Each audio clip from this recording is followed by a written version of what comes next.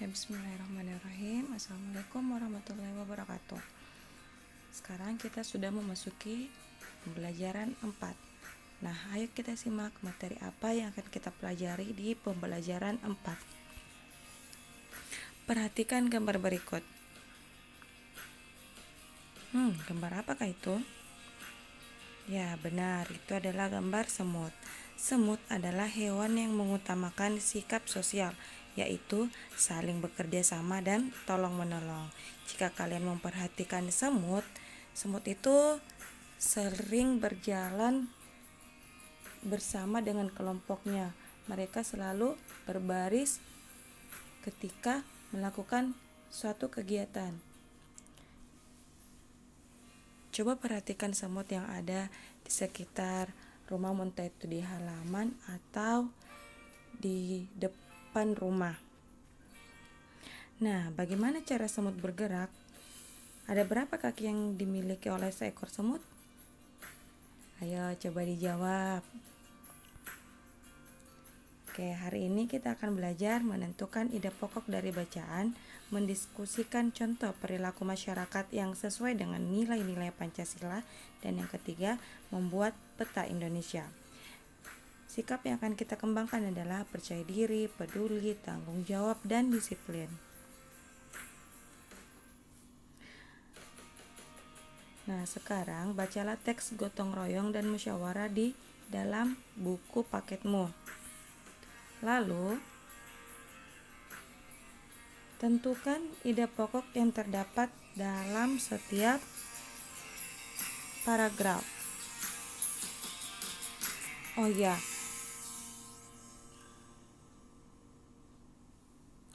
ide pokok adalah gagasan yang menjadi pokok pengembangan paragraf. Ide pokok ini terdapat dalam kalimat utama. Jadi kalian harus memperhatikan bahwa ide pokok itu terdapat dalam kalimat utama. Jangan sampai kalian menulis kalimat utamanya juga, tapi kalian hanya menarik kesimpulan dari kalimat utamanya itu. Nah, itulah yang menjadi ide pokok di dalam sebuah paragraf.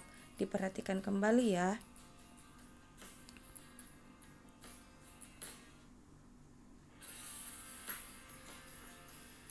Sekarang kita akan mendiskusikan contoh perilaku masyarakat yang sesuai dengan Pancasila.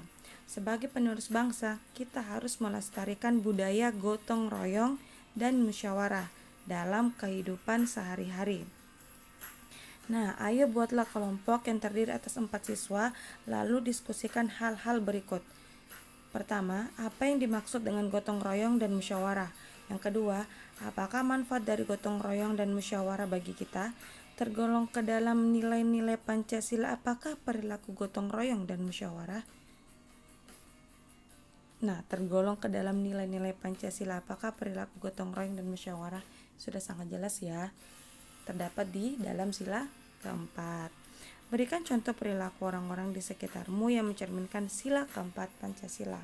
Nah, kalian bisa melihat ketika ada saling membersihkan got ketika hari Minggu, bergotong royong membersihkan got yang ada di kompleks perumahan. Itu adalah salah satu bentuk gotong royong. Apalagi jika misalnya ada pohon tumbang di jalan, biasa warga saling bergotong royong untuk memindahkan pohon tumbang tersebut. Untuk kelompok diskusi ini, Ibu ini akan bentuk kelompok. Insya Allah akan sebentar saya bagikan nama kelompoknya. Kalian boleh saling bervideo call ya, video call lewat WA. Jadi walaupun kalian di rumah saja masih bisa tetap melaksanakan yang namanya diskusi kelompok. Sebentar Ibu ini akan bagikan nama kelompoknya ya. Nah, mari kita bahas kembali mengenai Pancasila sebagai pedoman kehidupan bernegara masyarakat Indonesia. Masih ingat kan, butir-but? Masih ingat kan? Ya. bunyi-bunyi dari setiap sila Pancasila. Nah, yang pertama adalah ketuhanan yang Maha Esa. Simbolnya adalah bintang. Yang kedua, kemanusiaan yang adil dan beradab. Simbolnya rantai. Yang ketiga, persatuan Indonesia. Simbolnya pohon beringin. Yang keempat, kerakyatan yang dipimpin oleh hikmat kebijaksanaan dalam permusyawaratan perwakilan. Simbolnya adalah betul banteng. Dan yang terakhir adalah keadilan sosial bagi seluruh rakyat Indonesia. Simbolnya adalah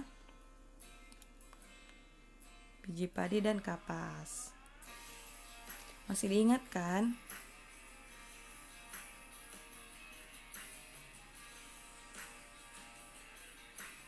Fungsi Pancasila dalam kehidupan bangsa Indonesia adalah sebagai berikut. Sebagai ideologi negara, sebagai dasar negara, pandangan hidup bangsa, dan kepribadian bangsa. Jadi Indonesia itu menjadikan Pancasila sebagai dasar negaranya, menjadikan Pancasila sebagai ideologi negaranya, menjadikan Pancasila sebagai pandangan hidup bangsa. Dari setiap silanya itu dijadikan pandangan hidup, dijadikan pedoman hidup, bahwa kita sebagai warga negara Indonesia harus memiliki agama, bahwa kita sebagai warga Indonesia harus beribadah sesuai dengan agama kita tanpa mengganggu ibadah orang lain. Misalnya itu di sila pertama. Nah, itu adalah juga kepribadian bangsa kita. Seperti tadi, saling bergotong royong, bermusyawarah, dan lain sebagainya.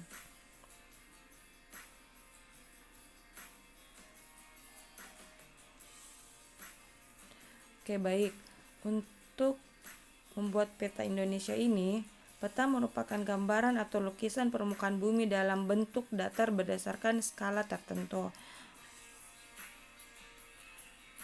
Nah, hal-hal yang harus diperhatikan ketika kita membuat peta antara lain luas daerah suatu pulau, ibu kota di suatu pulau, nama samudera, selat, teluk, atau pantai yang terdapat di pulau tersebut, nama-nama pegunungan, nama sungai atau danau.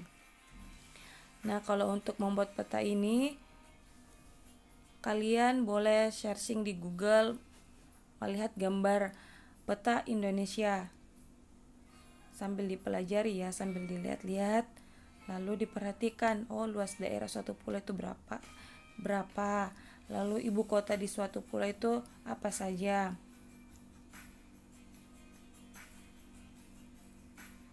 Diperhatikan saja petanya ya, tidak usah dijadikan tugas. Kalian hanya perhatikan saja untuk gambar petanya dan mengenai luas daerahnya, ibu kotanya, nama samudra, selat, teluk, dan lain sebagainya.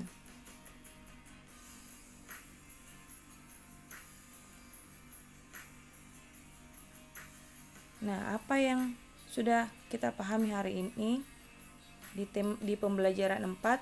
Yang pertama itu ide pokok. Kembali ide pokok ya, gagasan utama dalam sebuah paragraf atau di kalimat penjelas di kalimat utama. Jadi kalian harus menarik kesimpulan atau gagasan itu di dalam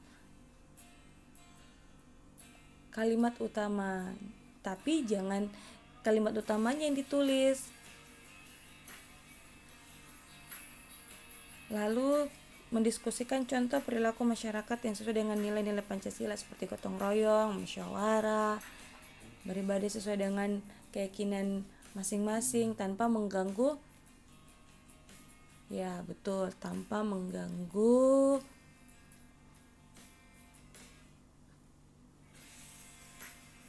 ibadah orang lain. Membuat peta Indonesia. Nah, yang harus kalian pahami adalah hal-hal yang harus diperhatikan. Apa yang harus diperhatikan saat membuat peta itu tadi? Garis pulaunya, samudra, nama samudranya, selat, teluk.